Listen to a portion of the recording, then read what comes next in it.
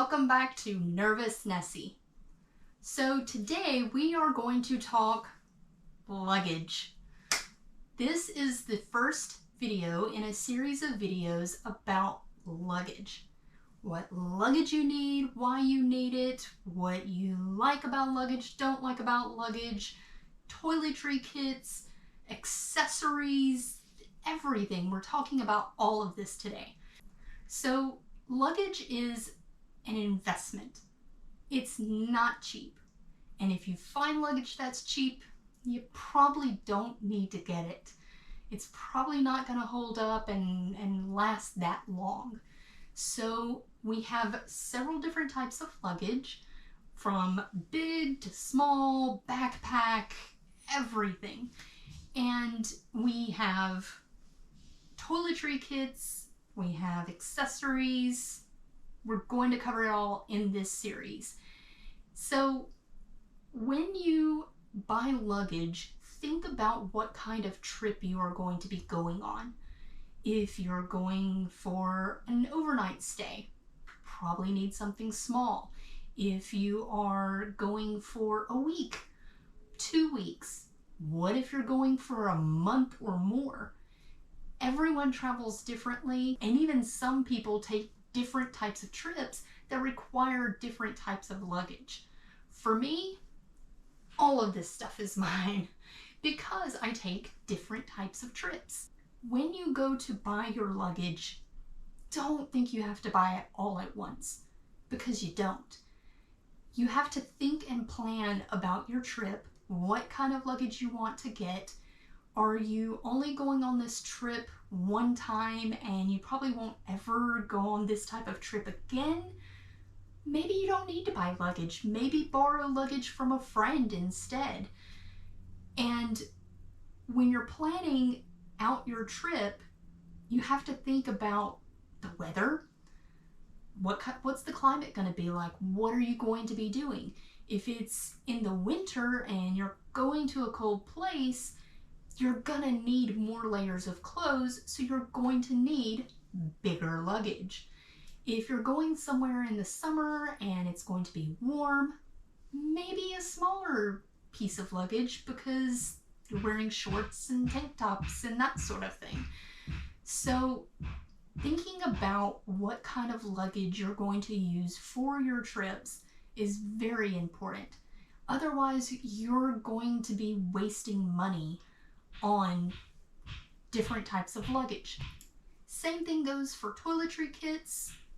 Maybe you're a guy and you need toothbrush, toothpaste, maybe some shampoo, body wash. That's about it. You may not even need a toiletry kit. You could probably get away with a Ziploc bag, to be honest. Maybe you're a woman who wears a lot of makeup and has a lot of hair products. You need something that's going to hold all of that. So think about what you need before you just buy it. Don't just walk into a store and grab the first thing that you come across and call it a day, because that's not going to work. You're going to waste a lot of money. Do research, shop around, find what you like. But in this series, I'm going to show you what I have found and what has worked for me and why. And I'm also going to share with you what doesn't work for me. I'm also going to let you know the one thing that I won't buy. So when you go to buy luggage, think about one thing first. Are you going to have multiple pieces of luggage? Are you going to have checked luggage, or are you going to do carry-on only if you're going to be flying or taking a train? If you want to try and save money, here's a tip for you. Just do carry-on. Most airlines, they charge for checked bags. I believe Southwest, as of right now, is the only airline that will let you carry 2 checked bags for free. Otherwise, you have to pay for every single bag that you take. When you get on a plane, you can have a carry-on bag and a personal item. That's all you can take. If you are going to be taking a small little trip, weekend trip, that sort of thing, I would advise doing just a carry-on with your personal item. Think about what you're going to carry and shrink and shrink and shrink it all the way down to where it's just the necessities. Put it in your carry-on. That way you don't have to think about checked luggage, paying for it, $20 to $30 per bag. That's kind of the going rate. And you don't have to worry about them losing your luggage, which is the worst. Because you don't want to get to your destination and have no clothes, no toiletry items, nothing.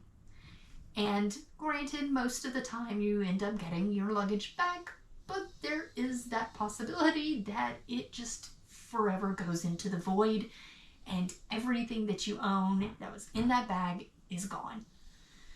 We don't want that to happen.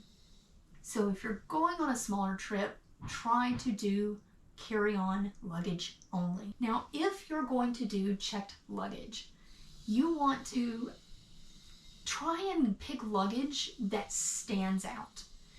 Most luggage ends up being black, gray. Yeah, it's all black and gray. The different luggage manufacturers are coming up with different colors. So if you want to stand out and be able to find your luggage very easily at a carousel, pick different colors. Some, luggage has patterns like a map of the world. I've seen that's kind of popular. Maybe you have a favorite TV show or cartoon or something, pick a piece of luggage that has that on the outside. And that way, when you get to an airport and you've, got off the plane and you go to the carousel to pick up your luggage, you're not standing there looking, going, black, gray, black, gray, which one's my bag? By having different color luggage, it's going to stand out and be easier for you to find, so you can just grab your luggage and get on with your trip.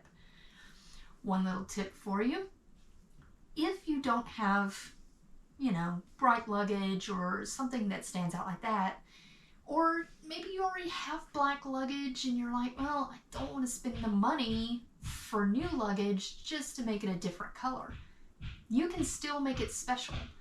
A lot of people are tying ribbons around the handles, putting stickers on there. You can do all kinds of things, tags, to make it stand out. And that way, it's easier for you to find. Another little tip for you is when you get to the carousel to pick up your luggage, don't stand at the front of the chute. So, you have your carousel, the luggage goes around and around in circles. But there's a point where the luggage has to come out of the chute to start going around. Don't stand right at the chute. Even if you're in a hurry, don't stand there, because you have a few seconds, if that, for when it comes down and lands to be able to grab it. Otherwise, you're running behind everybody else trying to catch up with it. So what I do is when I go to the carousel, I go at least past the halfway point. If I see it's coming down on one side, I'll go all the way to the other side and stand there waiting for my luggage. I always make sure that where I'm standing, I can see the luggage as it's coming down to see, okay, that's coming next, that's coming next. And you might be worried that, okay, well, what happens if my luggage comes down the chute and somebody accidentally grabs my bag? By standing there, I can see the bag come down and I go, oh, there's my bag, and I watch it. As it comes around, if someone were to grab it, I can see them grab it and run and say, hey, I'm sorry, but you took my luggage. That hasn't happened yet, knock on wood, but by standing over at the other side, not only can you see it coming and everything, you can kind of prepare yourself. If you've ever had big luggage and tried to pick it up quickly off of the carousel, it's actually amusing. Like, if you want something fun to do while at the airport, just stand there and watch everybody try and get their luggage off the carousel, because it's not easy. Even the smaller bags, I mean, this bag I could pick up, with 1 or 2 fingers if I needed to. But it's cumbersome. It doesn't always come down in an easy way. Sometimes it, as it's coming around, it's turned this way where the handle is this way and you're going to have to do this motion. Or maybe another bag somehow landed on top of it and you've got to quickly move that bag off to get your bag out from underneath it. By standing on the other side of the carousel, you can see it coming down through there and you can go, okay, I've got to be really fast and move the luggage off of my luggage and then try to pick my luggage up off of it. One of the great things about people is that they're actually pretty good. Anytime I've ever gone to the carousel to pick up my luggage, if I'm struggling, there's usually someone there that's going to help me. It's someone else that was on the same flight as you, that they're waiting on their luggage too. They see you struggling, they'll jump in and be like, here you go, let me help you. So if you're at the airport and you see that happening and you're like, who's this person? It's just a nice, genuine person trying to help.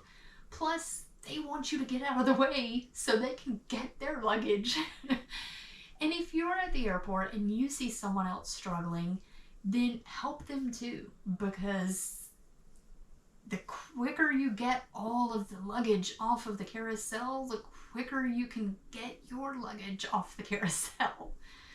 So that's a good tip for you, is don't stand right at the chute expecting to just grab your bag and go, unless you have like a backpack. But why would you have a backpack in the carousel as checked luggage? Wouldn't you carry that on the plane? I would. In this series, we're going to cover all the different types of luggage, all the toiletry items, the accessories. So what I need you to do, like this video, subscribe by clicking that bell so you get notifications, and that way you won't miss the upcoming videos where we go more in depth with all this stuff. Since this is Nervous Nessie, if you don't have anxiety, but you know someone who does, feel free to share the videos with them. That way they can feel less nervous and travel more. That's what this is all about. And if you have any questions or comments, leave those below. I'll try to get to your questions as fast as I can. And if you have comments on what you like, you don't like, let me know. And if you have any ideas that you would like for me to make videos on, let me know that too, and I'll try to shoot those videos for you. But until next time, bye!